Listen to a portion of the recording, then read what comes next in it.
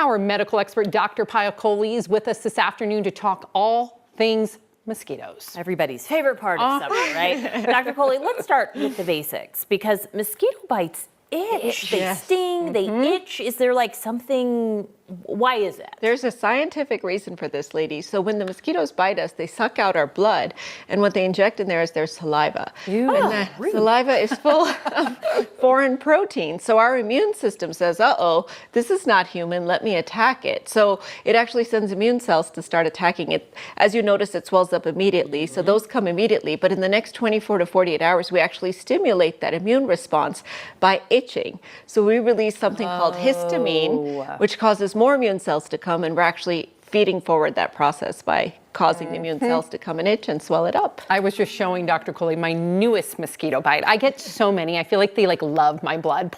I'll show Alex. Right there, nice and puffy on the thigh. Scratching it. Oh yeah, I love to scratch them. I like to put like an X in them. Are there any home remedies? We gotta address that. Yeah, other than like itching and putting like the cross in them. So first and foremost, no itching. Okay. And if you have kids who have mosquito bites, the first thing you do is actually trim their fingernails so they can't actually itch and stimulate, because it's a mechanical release of histamine. The next thing you do is put some ice and some cold compresses, because that starts to numb the nerves. You can use an antihistamine cream or a steroid cream, like a hydrocortisone that you can get over the counter. You can also use a lidocaine cream if it hurts. Sometimes your mosquito bites tingle a little bit. These are all sort of medicines to use. But Sam, there's a lot of great home remedies too. And I know you're all about being sort of natural. Yes, tell so me. you can put a baking powder paste on it. Yeah, so a little bit of baking powder with water, kind of put a paste on it. You want to wash it off as soon as you get the mosquito bite. So in case there's any bacteria or anything on your skin, because the mosquito has punctured your skin, you want to wash it with soap and water, put a little bit of that, baking powder on top of it, just for about 15 minutes to help it heal. On kids, you can put a dab of honey as well. That kind of helps soothe it and has some anti-inflammatory properties. So there's lots of things you can do that don't mean itching.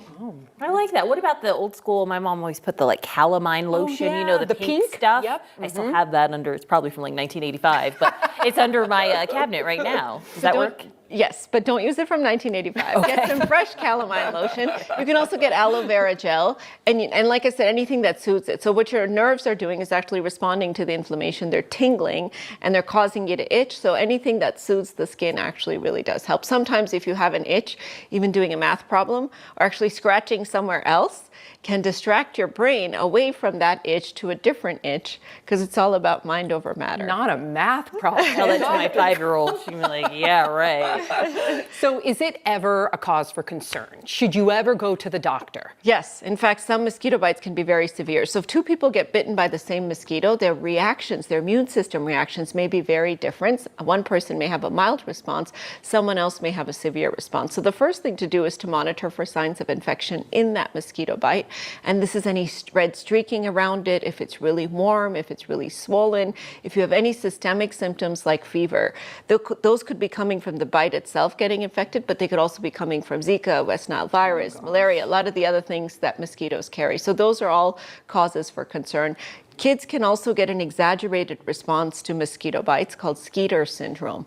So that's something to keep an eye out for. If they get any swelling around their eyes, any swelling around their lips, any hives on the rest of their body, or their mosquito bite is becoming really tender, like a nodule, swollen and tender, these are signs of an emergency and you need to contact the pediatrician. Oh my goodness, that's good to know. I know, because my daughter, I don't know, can you be allergic to mosquitoes and mosquito bites? Because if she gets a bite, it gets so big. It's really like a big little swollen. knot. Yeah. So that's her immune system. And like I said, kids tend to have sort of a hyperactive, overly active, really good shape immune system that reacts in an exaggerated fashion to mosquito bites. So if there's not severe tenderness or fever, or any systemic symptoms or any streaking around it, it's probably okay to do some of those home remedies.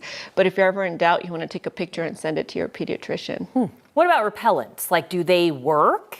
The repellents work really well. In fact, that's one of the key things is prevention. Now with kids, especially kids under 3, you don't want to use repellents containing DEET. You want to be careful about putting any repellents near their eyes and around their lips. And certainly we can get bitten by mosquitoes on our face as well. So that's where I like to say try to either cover up or use some more natural types of repellents. There's some essential oil repellents that you can use, not in infants and babies, but in toddlers and young kids. And you want to take the essential oil like lavender oil, peppermint oil, oil, any of kind of the strong smelling oils, tea tree oil, and dilute it in a carrier oil like jojoba or almond oil, and then put it on their skin. Now keep in mind that essential oils kind of disappear very soon, so you have to reapply it every 2 to 3 hours. If you're using a combination of sunscreen and repellent, do you know which one you put first? Yeah, because you said this, remember? We asked her. Sunscreen.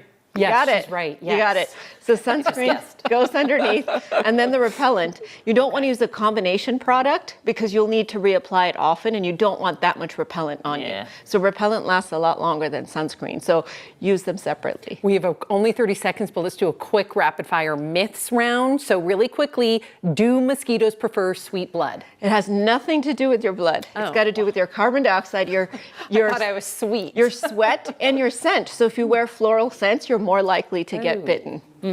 Are all mosquito bites the same? Nope, it's your immune system that determines how they look. And I think I know this one. Does scratching a mosquito bite help relieve the itch? For me, it does. Nope, it makes it worse. It tells your brain to itch believe more. that. And so you're feeding that neural network. Right. So just resist that urge, Sam. Reach for the math problem or do something else. All right. Good info. Yes, It's unfortunate we always. needed those pesky mosquitoes, but thank you as always.